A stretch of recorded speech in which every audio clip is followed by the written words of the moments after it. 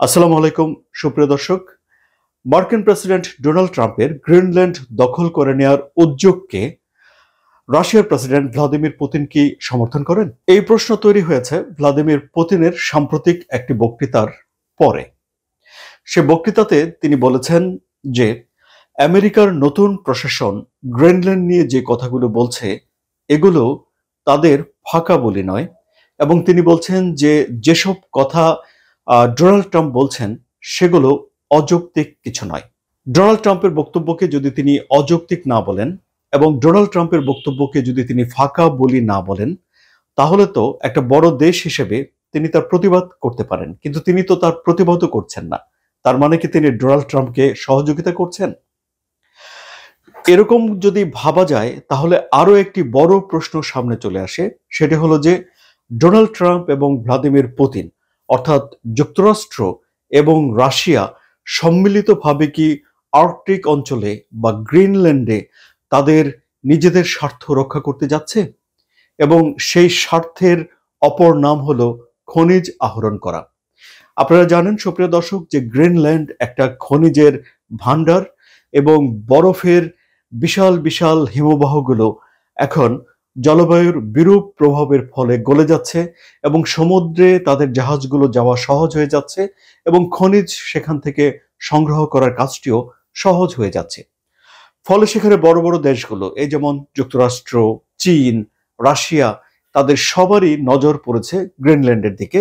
কিন্তু Donald Trump Greenland কিনে নিতে চান, কিংবা বল প্রয়োগ করে হলেও সেখানে তিনি দখল প্রতিষ্ঠা করতে চান। আর গ্রিনল্যান্ডে এ পর্যন্ত যা বিনিয়োগ হয়েছে খনিজ তোলার জন্য, তার শতকরা 11% বিনিয়োগ রয়েছে চীনের। রাশিয়াও পিছিয়ে নেই। আর্কটিক অঞ্চলে রাশিয়ার ব্যাপক স্থাপনা রয়েছে। এমনিতে রাশিয়ার সীমান্তের ভিতরে সাইবেরিয়ার একেবারে দূরতম প্রান্তে রাশিয়া নিজেদেরই একটা ঘাঁটি তৈরি করেছে, যেখানে তার পারমাণবিক অস্ত্র বহন করতে সক্ষম এমন অনেক যান সেখানে রয়েছে। এমনকি আর্কটিক অঞ্চলে সাবমেরিন এবং আইস ব্রেকার আর্কটিক অঞ্চলে রাশিয়ার মোতায়েন রয়েছে। এই যে গ্রিনল্যান্ড, এই গ্রিনল্যান্ড জায়গাটি ইউরোপ এবং আমেরিকার মাঝখানে অবস্থিত। এটি অত্যন্ত গুরুত্বপূর্ণ একটি জায়গা, কারণ রাশিয়া যদি কোনো কারণে আমেরিকার উপরে মিসাইল ছড়তে চায়, তাহলে এই গ্রিনল্যান্ডের উপর দিয়ে মিসাইল ছড়লে তার সবচেয়ে সংক্ষিপ্ততম পথ হয়। আবার গ্রিনল্যান্ডে যদি কিছু সামরিক স্থাপনা বসাতে পারে যুক্তরাষ্ট্র, তাহলে রাশিয়ার যে কোনো আক্রমণকে যুক্তরাষ্ট্র সহজেই ঠেকিয়ে দিতে পারে। ভ্লাদিমির পুতিন তার বক্তৃতায় বলেছেন যে 1860-এর দশক থেকে যুক্তরাষ্ট্র গ্রিনল্যান্ডকে নিজেদের দখলে নেওয়ার চেষ্টা করছে বা চিন্তা ভাবনা করছে। অর্থাৎ গ্রিনল্যান্ড বিষয়ে যুক্তরাষ্ট্রের চিন্তাভাবনা এখনই যে শুরু হচ্ছে তা নয়, সেই 1860-এর দশক থেকে শুরু হয়েছে এবং পর্যায়ক্রমে এই গ্রিনল্যান্ডে যুক্তরাষ্ট্র তাদের পরিকল্পনা বা স্বপ্ন বাস্তবায়ন করতে চায়। ডোনাল্ড ট্রাম্প সেই ধারাবাহিকতা বজায় রাখছেন। তিনি প্রথমবার যখন প্রেসিডেন্ট হয়েছিলেন তখনও তিনি গ্রিনল্যান্ড কিনে নিতে চেয়েছিলেন। এর আগে 1946 সালে দ্বিতীয় বিশ্বযুদ্ধের পরেও আমেরিকার তখনকার প্রেসিডেন্ট গ্রিনল্যান্ড কিনে নিতে চেয়েছিলেন, কিন্তু ডেনমার্ক সবসময়ই খনিজ সম্পদে ভরপুর, তাদের এই স্বায়ত্তশাসিত অঞ্চলটি বিক্রির জন্য নয় বলে ঘোষণা দিয়েছে এবং যুক্তরাষ্ট্রের প্রস্তাবকে প্রত্যাখ্যান করেছে।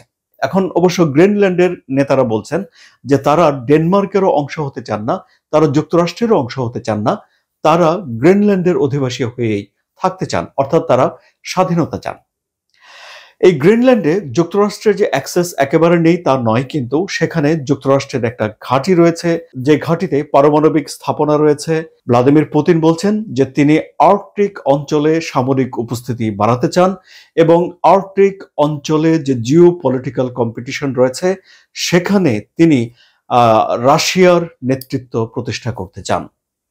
তাহলে চিন্তাভাবনার দিক থেকে ডোনাল্ড ট্রাম্পও সেখানে তার আধিপত্য বিস্তার করতে চান, পুতিনও সেখানে তার নেতৃত্ব প্রতিষ্ঠা করতে চান। দুজনের উদ্দেশ্য এক। তাহলে এই উদ্দেশ্য নিয়ে তো বিরোধ লাগার কথা, কিন্তু তাহলে বিরোধ না লেগে তারা দুজনে একসঙ্গে গ্রিনল্যান্ডে কাজ করতে পারেন এমন সম্ভাবনা কেন উকি দিয়েছে? কারণ হলো যে গত ফেব্রুয়ারিতে রাশিয়ার তরফ থেকে বলা হয়েছে যে রাশিয়া যুক্তরাষ্ট্রের সঙ্গে রেয়ার আর্থ মিনারেলস অর্থাৎ খনিজ সংগ্রহ করার বিষয়ে একসঙ্গে কাজ করতে চায়। তখন অবশ্য এই বিষয়টির অনুবাদ করা হয়েছিল এরকম যে ইউক্রেনের যে খনিজ সমৃদ্ধ অঞ্চল রাশিয়া দখল করে নিয়েছে সেখানে মার্কিন কোম্পানিগুলো গিয়ে খনিজ উত্তোলন করতে পারে, কিংবা রাশিয়ার ভেতরে যে খনিজগুলো রয়েছে সেখানেও খনিজ উত্তোলনের জন্য মার্কিন কোম্পানিগুলোকে রাশিয়া সুযোগ দিতে পারে। কিন্তু এখন রাশিয়ার বিভিন্ন কর্মকর্তা এই বিষয়টিকে আর্কটিক অঞ্চল পর্যন্ত বিস্তৃত করে নানা রকম বক্তব্য দিচ্ছেন, এবং তাদের এই বক্তব্য থেকে যদি এই ইঙ্গিত ধরে নেওয়া যায় যে আর্কটিক অঞ্চলে বা রাশিয়ার সীমানার বাইরে গিয়েও খনিজ অনুসন্ধানে রাশিয়া এবং যুক্তরাষ্ট্র একসঙ্গে কাজ করবে, তাহলে গ্রিনল্যান্ডের বিষয়টি একটা চিন্তার বিষয় হয়ে দাঁড়ায় বইকি। তাহলে সুপ্রিয় দর্শক, এখন যে প্রশ্ন সামনে এলো যে গ্রিনল্যান্ডে খনিজ সংগ্রহ করার জন্য কি তাহলে যুক্তরাষ্ট্র এবং রাশিয়া সম্মিলিতভাবে একটা উদ্যোগ নেবে? আপনাদের কি মনে হয়? কমেন্টে জানান। আলোচনা ভালো লাগলে সাবস্ক্রাইব করে চ্যানেলের সঙ্গে থাকুন। সবাইকে ধন্যবাদ।